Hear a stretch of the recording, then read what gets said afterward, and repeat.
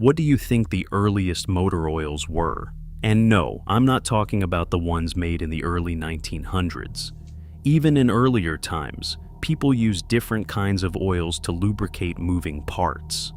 So, let us go back in time, because the history of engine lubrication does not start with petroleum. It does not even start with machines.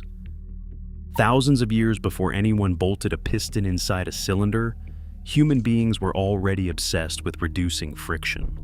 The ancient Greeks and Romans mixed lime with olive oil to grease the axles of their chariots and carts. A Roman statesman named Cato the Elder, who lived around 200 years before Christ, actually wrote instructions for boiling olive oil into a thicker paste to coat wooden wheels. In Scandinavia, the Vikings used rendered whale blubber to lubricate the hinge supports on their longship sails and the pivots of their rudders. And during the Middle Ages, animal fat from pigs and cattle was the standard grease for Castlegate mechanisms and royal carriage axles. For most of recorded history, if something moved and it squeaked, people would grab some animal fat and rub it on. When the internal combustion engine showed up, what did people reach for first? It is exactly what you would expect. The earliest crankcase lubricants were not petroleum-based at all. They were plant oils, and the favorite was castor bean oil. Thick, waxy, and naturally resistant to heat, castor oil had a property that petroleum products of the era simply could not match. It refused to mix with gasoline. In an engine where fuel and oil shared the same space, that was everything. Castor oil would cling to metal surfaces and keep lubricating, even as fuel washed over it. It also performed remarkably well at both low and high temperatures, which made it one of the few lubricants that could handle the wildly inconsistent operating conditions of early engines. Castor oil did not just stay in car engines. It became the dominant lubricant for one of the most dangerous machines ever built, the rotary aircraft engine of World War I. Wait a sec, rotary engines in biplanes? Why does an oil choice matter so much there? Because of how those engines worked. In a rotary engine, the entire engine block spins around a stationary crankshaft. The propeller is bolted directly to the spinning engine. The whole thing whips around at full speed, slinging oil everywhere, including the open cockpit behind it. Castor oil was the only lubricant that could survive those conditions without igniting alongside the fuel. The Gnome rotary engine, which powered many of the most famous Allied aircraft, ran exclusively on castor oil. The Castrol oil brand that exists today literally took its name from this relationship. Castrol, castor oil, same root. But there was a brutal side effect that nobody talks about anymore. Castor oil is a powerful laxative.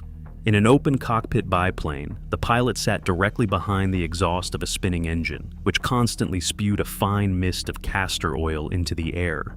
Pilots breathed it in continuously during every flight. The result was severe nausea and uncontrollable digestive distress. America's top ace of the First World War, Captain Eddie Rickenbacker, was known to sprint behind the nearest building after landing so he could vomit. Many pilots carried flasks of blackberry brandy specifically to counteract the laxative effects of the castor oil fumes.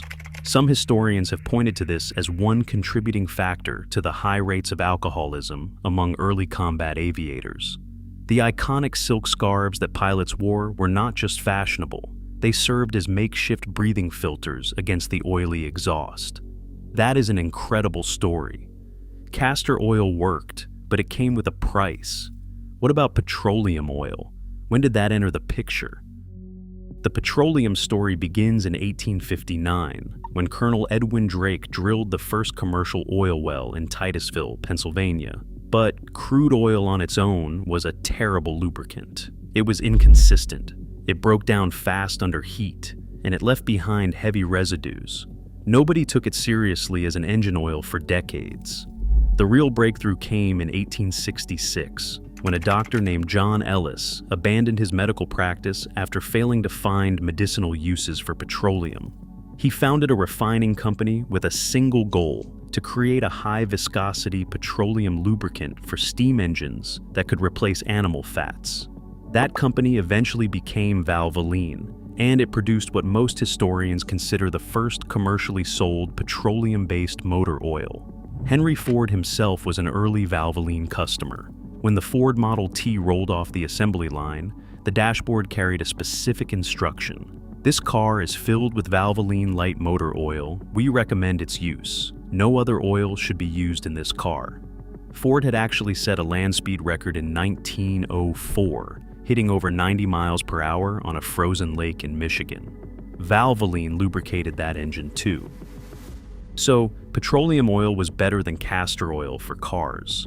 But was it better than everything? Not even close. The single finest lubricant available for most of the 20th century was not petroleum, not synthetic, and not vegetable-based. It was sperm whale oil. Specifically, the spermaceti wax found inside the enormous head cavity of the sperm whale. A single adult male sperm whale could yield between 2,000 and 3,000 gallons of this substance. It had almost miraculous properties for lubrication. Its viscosity barely changed across a massive temperature range. It resisted breakdown under extreme pressure. It did not corrode metal. It did not gum up. And it actually improved with age. Refiners would let sperm whale oil sit for 2 full years before processing it because the aging made it more stable and effective. By the 1960s, over 30 million pounds of sperm whale oil were being consumed every year, and the automotive industry was the primary customer. Automatic transmission fluid depended on it. The torque converters in every General Motors and Chrysler automatic transmission were designed around the unique friction properties of sperm whale oil. When the sperm whale was listed as endangered in 1972 and the Marine Mammal Protection Act banned the use of whale products, the automotive industry scrambled. Engineers had to completely reformulate transmission fluid overnight, and the transition was ugly. The spike in transmission failures during the mid-1970s was a direct consequence of losing access to whale oil. That was staggering to the industry. So, who filled in the gap? 2 things eventually replaced sperm whale oil. The first was jojoba oil, extracted from the seeds of a desert shrub. Chemically, jojoba wax is almost identical to spermaceti, which is why it slotted into transmission fluid formulation so effectively. The second was a family of synthetic esters. These are long-chain fatty molecules that scientists had been developing since the 1940s, but had never needed to mass produce until the whale oil supply disappeared. But the synthetic oil story actually starts much earlier than most people realize, and it starts with war. During the Second World War, German forces were desperate. Their petroleum supply lines were being strangled by Allied bombing campaigns, and their equipment was suffering in extreme conditions. German chemists began experimenting with oils synthesized from coal and oil shale, creating some of the earliest synthetic lubricants. On the Allied side, Sherman tanks fighting in the North African desert were frying their conventional engine oil and seizing their engines in the brutal heat. Engineers turned to a new class of synthetic lubricants called polyalpha olefins, developed by the Mobil process. These synthetics saved engines that conventional oil could not protect. Some military historians have even speculated about whether the outcome of the North Africa campaign might have been different without them. Meanwhile, on the Eastern Front, the Battle of Stalingrad provided one of the most dramatic demonstrations of petroleum oil's limitations. As the Russian winter set in during late 1942, German tanks, aircraft, and vehicles simply stopped working. Their petroleum-based lubricants solidified in the extreme cold, leaving engines frozen and inoperable. The inability to start vehicles contributed directly to the collapse of the German Sixth Army. It was a catastrophic failure that demonstrated just how vulnerable conventional oil was to temperature extremes. Synthetic oil proved itself in such harsh times. But why did it take so long to reach consumer vehicles? Cost and resistance from the oil industry. After the war, synthetic lubricants were restricted to military turbines and heavy industrial applications because they were enormously expensive to produce. The major oil companies saw no reason to invest in synthetics when conventional petroleum oil was cheap, abundant, and good enough for the average car engine. It took a fighter jet mechanic from Minnesota to change that.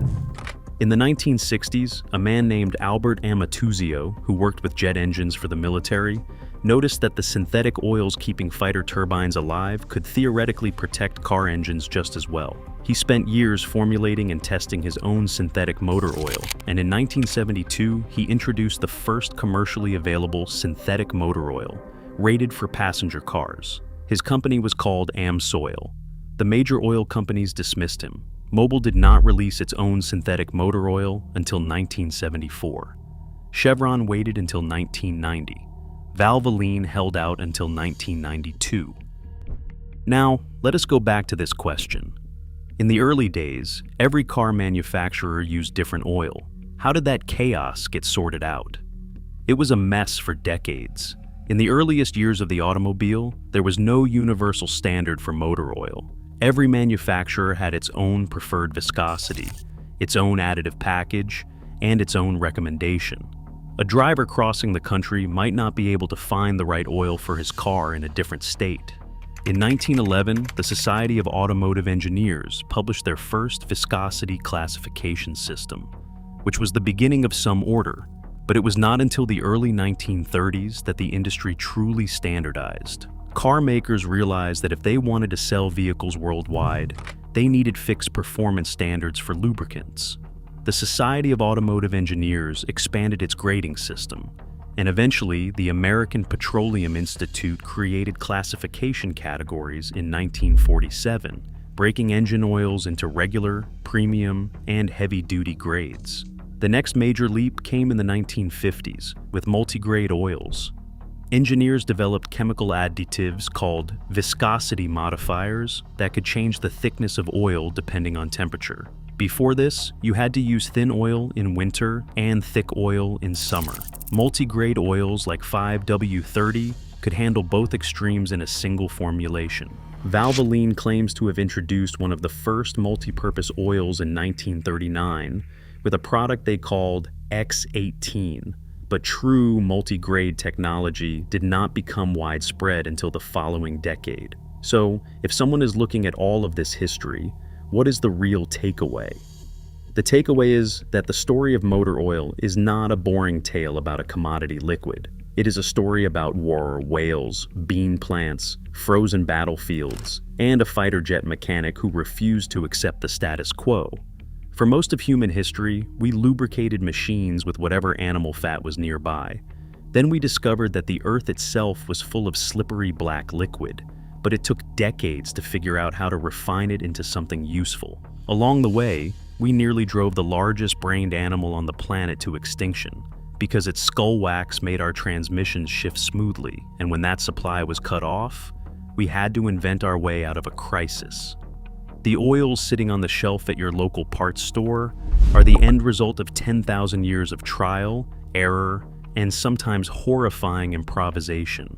Every quart contains chemistry that was shaped by the demands of 2 world wars, the collapse of whale populations, the energy crisis of the 1970s, and the relentless push toward engines that run hotter, tighter, and harder than anything the early pioneers could have imagined. One thing to watch for going forward.